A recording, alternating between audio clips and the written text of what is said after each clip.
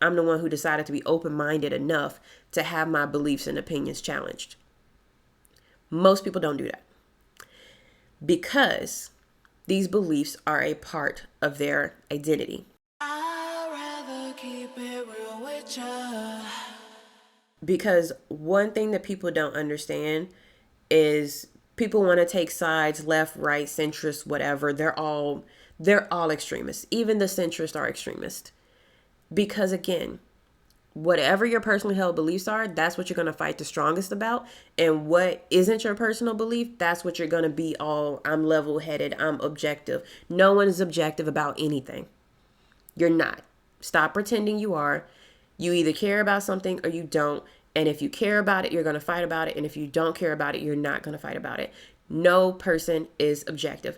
Everyone has a perspective. Everyone has an opinion, even if they think they don't have an opinion.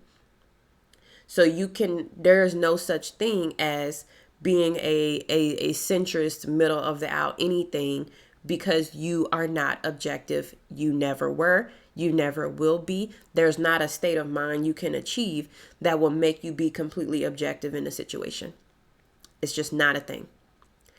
And people who try to pretend that are using it as like a shield, like a cover for their actual sincerely held beliefs on something. And so something that I was talking about with my friend that came up was that they were very, very upset about how leftists seem to be, so extreme in their views and woke this, woke that. And they was just sick and tired of it. And I was like, yeah, left-leaning people tend to be very extreme in their viewpoints. So do right-leaning people. So do centrists. They all are. They all do it. Like, this idea that I'm the level-headed, reasonable person and you're the crazy person, both sides do it. All sides do it. All sides think that they are reasonable and level-headed and mature and professional, and the other side is crazy and out of touch with reality and delusional. They all believe that. And it just really comes down to whatever their personal experiences are and their personally held beliefs are. And I acknowledge that. When I make videos about asexuality and people comment as if I had attacked them personally, when I don't even know them, that's because whatever I said about something, they had taken that and attached it to their personality and who they were as a person. So me attacking that felt like an attack on them. But I don't attack people directly because I don't know a lot of people like that. But nobody's going to understand that when it comes to identity politics, because everything is about your identity. So everything that does not agree with your identity is therefore an attack on your identity, and they do it on both sides. Left-leaning people do it. Right-leaning people do it. There's no group where it's just these people doing XYZ. It's not a thing. I recognize that when I make my videos, I am talking about my experiences. And people will come in the comments and say, well, from my point of view, what you're talking about isn't even that big of a deal. That's fine. You don't have to believe that it's that big of a deal. But what I'm saying is, because I believe it's a big deal and it's important to me, I made the video. I edited the video and I posted the video. So if you want to make a video about how you don't think it's a big deal and you don't think it's important, you're very well to do that. Like, I'm not going to stop you. Hopefully you're grown. So I'm not going to stop you from making that video. It's important that everybody has their opinions out there and engages in the discourse. I never want to shut anybody down or say, you can't say this, you can't say that. And I know sometimes in my language, I'll be like, you can't say that.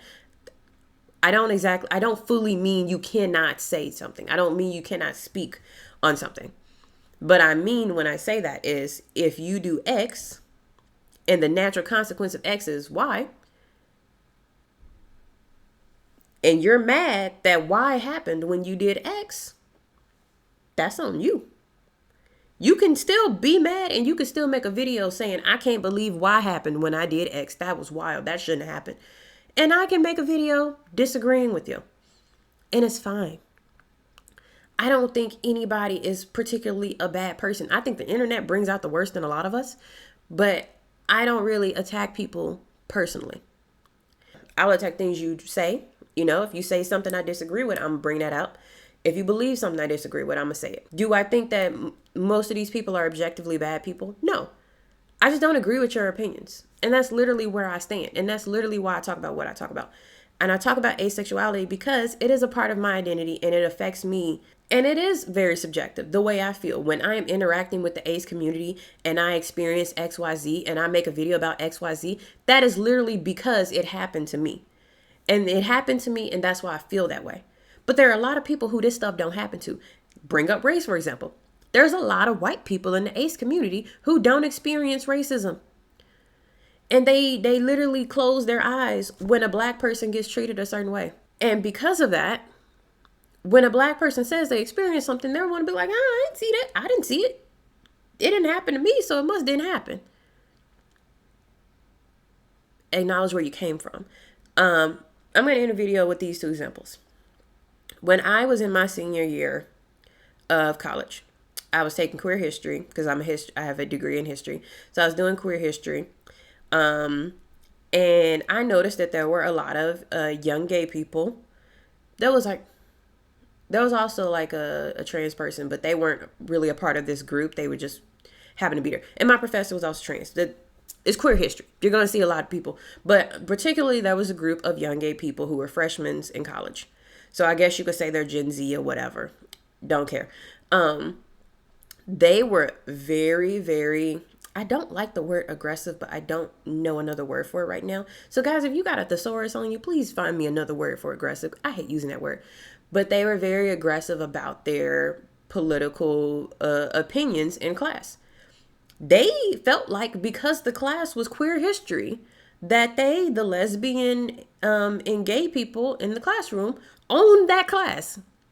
They talked over everybody and they were very, very vocal about their opinions about everything. And I really didn't feel comfortable speaking up. And of course, and they were also white. I'll bring that part up too. There was like one black guy, but he was in a different class. I didn't really feel comfortable speaking up. One, because I don't do the whole I'm queer, so listen to me thing. I would just be saying whatever I felt my opinion was. But whenever I did, I got shut down pretty quickly because I guess I look straight. So fuck are you talking for? They were very, very aggressive. And when it comes to queer history, there's no real absolutes. Like the further back you go, it becomes a guessing game of whether somebody was gay or not. They did not allow any of that nuance in that class. They were very aggressive about the fact that every person they brought up in that class, every person we brought up as maybe they were gay, maybe they were not, everybody was gay. It was gay. They claimed it. That was it. They did the majority of the talking. They did the majority of the presenting, the majority of the reading. They had something to say about everything. And most of the rest of us were just very quiet.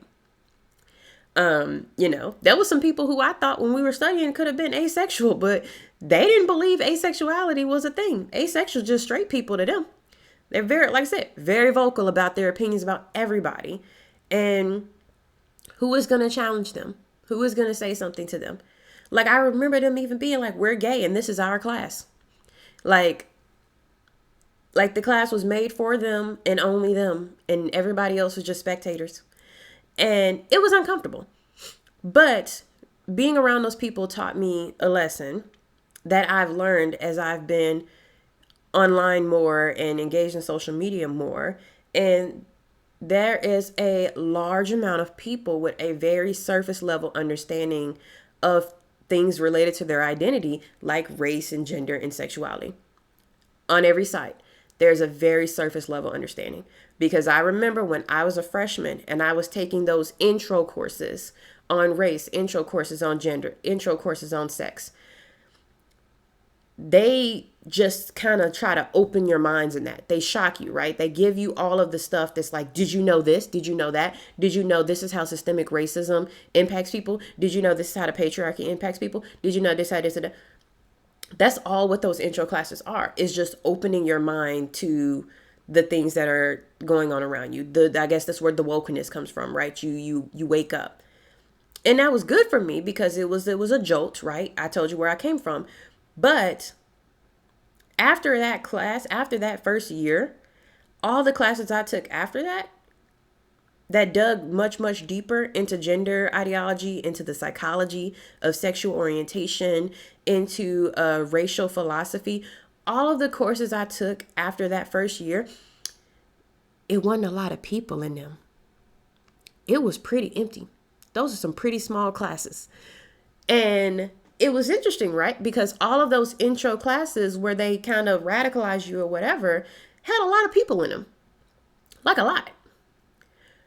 But then all the classes where you dug deeper into that, where you read primary sources, where you read books from these queer authors, and where we read literally testimonials about racial violence from like the 1800s, all of those classes had like 12 people. You know what I mean? If we could get to 12, I had one class, it was like 8. And I was just like, where did everybody go? Like, what, they taking biology now or something? Like, what happened? They all disappeared. And then I met them people again in senior year, and I was like, you okay? Because a lot of them took that surface level understanding of race and gender and sexuality, and they ran off with it. They let that inform all of their opinions, and they ran with it. And people would ask me all the time, like, man, you've been studying all of this racism and racial philosophy and racial violence. You must be so angry. And I'm like, no, I'm not. I'm really not. Would I have been angry in the first class? Yeah, it's kind of upsetting to hear like how race has impacted so many things.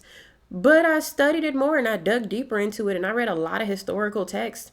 And I studied not even just in the Americas. Like, I studied racial philosophy in Europe and the Mediterranean in the medieval times, like pre-transatlantic slave trade. I'm not angry anymore. Do I still have opinions, like strong opinions about stuff? Absolutely, because I studied it. You know what I mean? I wrote research papers on this stuff. I don't throw it away, but I'm not angry.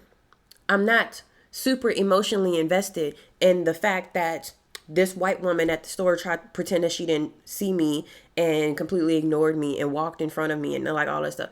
Is it annoying? Yes. Is it kind of, is there like some racial component to it? Yes. Am I losing sleep over it? No. And I met a lot of people who lost sleep over the ideas of racism and gender and sexuality and all of that stuff. I know a lot of people who lost sleep over it. I know a lot of people who cried over it because it was so emotional, and that's fine. But then they stopped learning. What I see a lot of on the internet is people who stopped learning. They got a surface level understanding of how different things impact them, and then they stopped learning. That's why there's a lot of historical misinformation online. That's why there's a lot of videos about, did you know black people that this happened? That's why there's a lot of statements on the right. Their go-to statement is that other countries had slavery and slavery existed before the transatlantic slave trade. And whenever they say that to me, I'm like, yeah, duh. Who said slavery was invented by the Americas? Like, the fuck? You sound stupid to me, because I actually read up and studied this stuff. But when they say it to certain other people, they're like, oh my God, my whole world has been shifted. Slavery wasn't invented by white Americans. And then they become right wing just off of that. And I'm like, damn, you don't want to, I can give you some books, friend. I can give you something to read. You know what I mean? Like, when you want to talk about capitalism, and your understanding of capitalism is so surface level to the point where all you can do is say capitalism all the time, yeah, your arguments are going to be easily disproven. And people who know just a tiny little bit more than you are going to make you look stupid. But they only know a tiny bit more than you. They don't know that much more. They just know enough to make you look stupid on a debate, or on a YouTube video. But there's a lot of people who their opinions and their identity has been formed off intro to gender and sexuality. Intro to, guess what, patriarchy is a thing. Intro to, guess what, gender is a social construct. Intro to, hey, race is also a social construct. Slavery is actually bad, guys. Like, there's literally the basics, the very, very basics. Because a TikTok video, well, I think it can be longer now, but that was a while when TikTok videos could only be so long. So if your education about race and gender and sexuality came from TikTok, You don't think maybe you need to go read some primary sources? They only had a minute. You know, if your understanding about gender and sexuality comes from a YouTube video with no sources, maybe think about that a little bit more. When I was in high school, everybody kept talking about critical thinking this, critical thinking that, but nobody ever told me what the fuck it was. Nobody ever told me what it was. And even in my liberal arts college, you would think that a lot of people would have gotten like a proper well-rounded education in the liberal arts. They did not. What I learned when I had to take additional courses on history, gender, and sexuality, because also I got minored in that too. What I learned was that you have to question your sources. You have to question, even when you are taking a source to use it to back up your argument in your research paper, guess what you also need to do? You need to go and fully read the source that you're quoting. You fully read that source, and then you think about who this person is. What era do they live in? What area do they live in? What country? What is the political ideology of that country at that time? What is this person trying to say? So if I read an article that said, some slaves actually got along pretty well with their masters. Okay, who wrote it? Who wrote that quote? What source did it come from? Can I go get that book now and read it? Oh, it was written by a slave owner or a former slave owner or the daughter of a former slave owner? Interesting. I will still write that down, but I'm going to put next to it that the daughter of a former slave owner said that some slaves actually got along well with their masters. See how adding context and nuance to things makes things more apparent? Nobody wants to tell you the source. Like when I did my Matt Walsh video and I noticed that he was going off a certain article, I read the article. When I noticed that article quoted a research a study, I went and read the research study. And as I read the research study, I questioned, what were your parameters? What did you decide? What did you define asexuality as? Where did you do this study? What was your sample size? Was it a college? Was it random people on the street? Was it random people on the internet? You have to ask all these questions. Even when you read primary sources, like even when I would read George Washington's letters to Thomas Jefferson, I had to look at who is George Washington? What era does he live in? And what are his politics? Like, what is influencing this man's ideology and perception? Because that is so important. It's so important. And nobody wants to talk about it. Nobody on the internet, when you're having conversations about things related to identity politics, wants to discuss the nuances or the deeper meanings of stuff. Nobody wants to talk about where their opinions come from. I'm honest with you guys and I'm transparent about this is how I grew up. This is how my ideologies were. These are my ideas that I had. This is how my family talks. And this is the type of college that I went to. And this is how I changed my views. And this is what informs my views now. And sometimes I'll make a video and somebody will give me a perspective that I didn't think of and I'll change my mind. And I've been honest about that. But not everybody's going to give you that. Most people won't. Most people won't say, I grew up in Utah surrounded by Mormons from different countries and cultures and languages. And that is why I have these beliefs about different cultures or different religions. They're not going to say that. They're just going to present as a white person on the internet and they're going to say whatever their beliefs are. And they're going to say that their beliefs are right because it's based on their experiences. And therefore, anyone who says it's wrong is lying because their experience is everybody else's experience. Or their experience is what's normal and everybody else's experience is just their own personal thing. People have a really, really hard time of looking deeper into things. They have a really, really hard time of accepting something someone says as a product of their perception of the world and their experiences growing up wherever they did with whoever their family was. And when you can't accept that, you cannot have an open dialogue with somebody. The reason why I talk to you guys about the friend I call the reformed racist friend is because I recognized that I was talking to a white person who grew up in the South, who lived in the South still, whose family was in the Confederacy, whose family regularly reenacted Civil War on the side of the Confederacy. So when you have someone whose grandfather is so big into the Confederacy and their version of events and how they lost the war and how the war wasn't about slavery, it was about this, it was about that. They grew up with that type of environment. Whatever you got to say about Confederacy or slavery or Civil War or white people, they're taking as a personal attack against their grandfather. Because that's who their grandfather is. That is how their grandfather created an identity around those things. So when you attack that, you're attacking their grandfather, not my grandfather. I love my grandfather.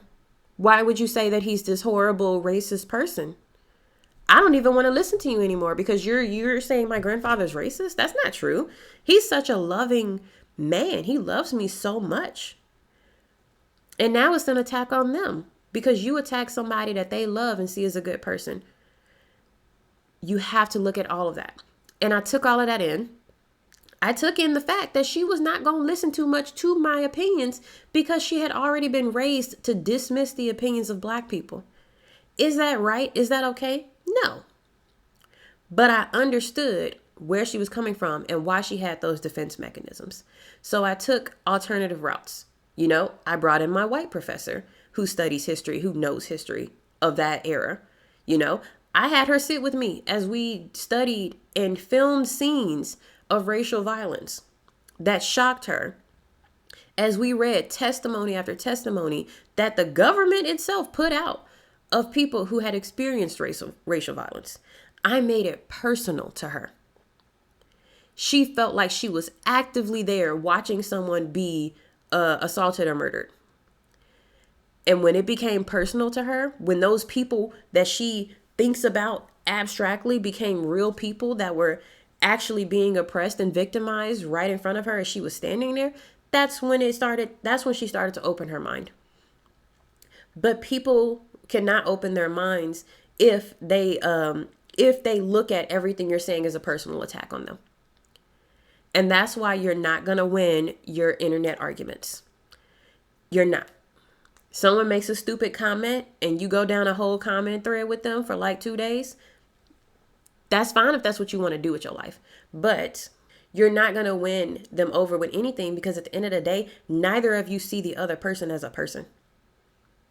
You see the other person as a social media account, as an avatar, as a representation of the beliefs that you are so against.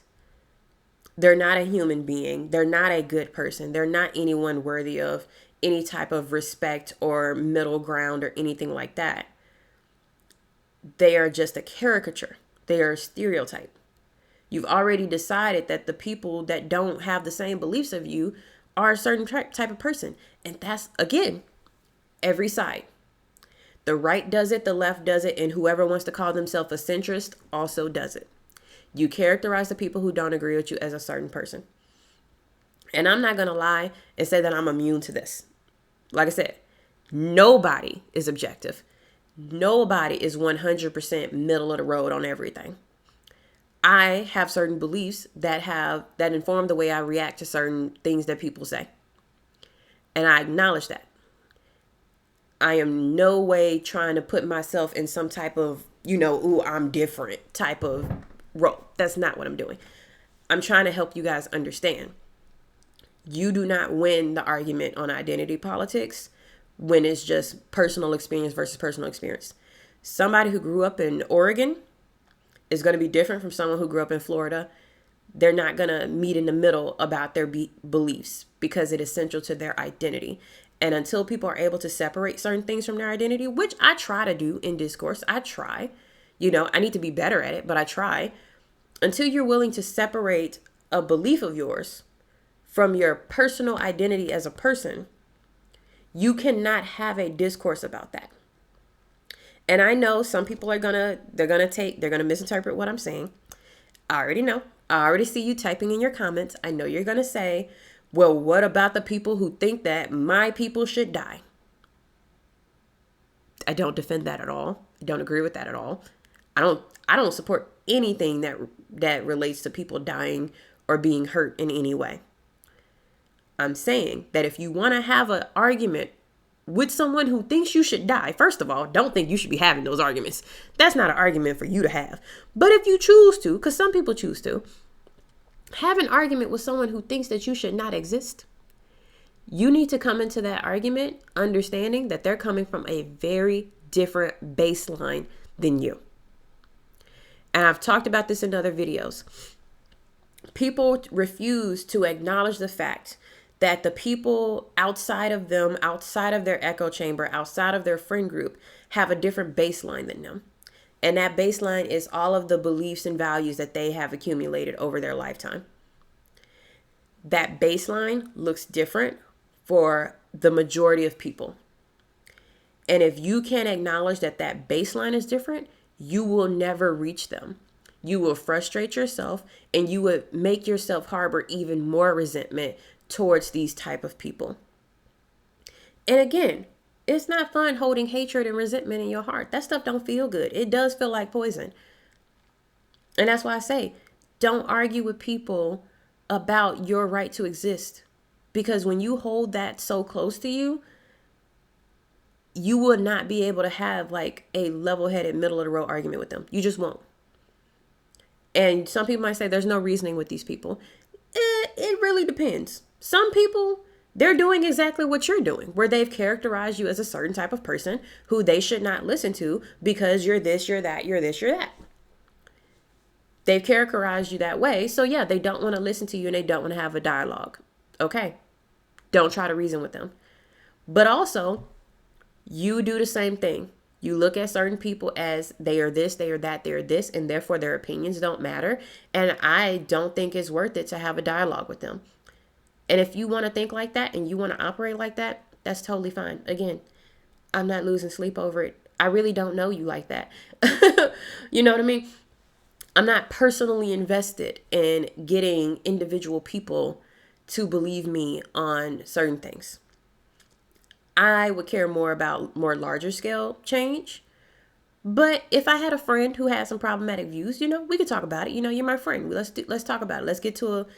Let's figure out where these ideas are coming from. Let's dig deeper. Let's analyze these stuff together. But if you ain't my friend, if you're just some random dude at the liquor store complaining about these type of people, I could choose to fight you and I could choose to walk away. And both options are a valid option. I really just want you guys to understand that no one is objective. Everyone is operating off their personal experiences and the values and beliefs that they have attached to their identity as a human. And if you attack those values and beliefs, they will interpret it as an attack on them as a person. And if you want to attack them as a person, that's completely up to you and how you choose to interact with that person and the type of relationship you want with that person going forward. You don't have to go either way. And you need to understand that. They are not objective and neither are you. The concept of an objective truth or right and wrong, even in science, is kind of like, mostly is what you would get out of science. In situations where we have a lot of research that's been done, a lot of peer-reviewed research that's been done with like large populations and all of that stuff, love it. Pull it out, add it to your arsenal, use it. But there's a lot of stuff related to identity politics that does not have a lot of research on it. It's literally just how people feel. And how people feel is based on their experiences. And everyone's experiences are unique to them. And it's a narrow mindset to get out of. So have some grace and some compassion for yourself, but also for other people. You can choose not to. Again, I won't lose sleep over it. But I just want you to understand, when I talk about the stuff I talk about, race, mental health, gender, sexuality, all of that stuff, that's because I'm talking about my personal experience, what I've gone through, and why I think the way I do. It's not anything about anybody else, really. If I think something is a problem, it's because I think it's a problem. If you don't think it's a problem, you don't have to think it's a problem. That's fine. It's okay. Go make a video about why you don't think it's a problem. Go make a video about why you think everything I say is wrong. I'm totally fine with that. We don't have to agree on everything. And we're not going to, because we have different backgrounds and different perspectives and different realities. There's no one objective reality. We all experience the world in different ways. Even if we were standing next to each other, we experience the world in a different way. So, with that being said, thank you guys so much for listening to me ramble about this. I hope it made sense. I hope it's been helpful for you as you get into these online arguments with people, or if you get into arguments with your own family members and friends. I hope this has been helpful for you. As always, like I like to say, take care of yourself because you deserve it. Drink your water, eat your food, take your naps. No one can live in this body but you. I love you guys, and I will see you next Sunday. Bye.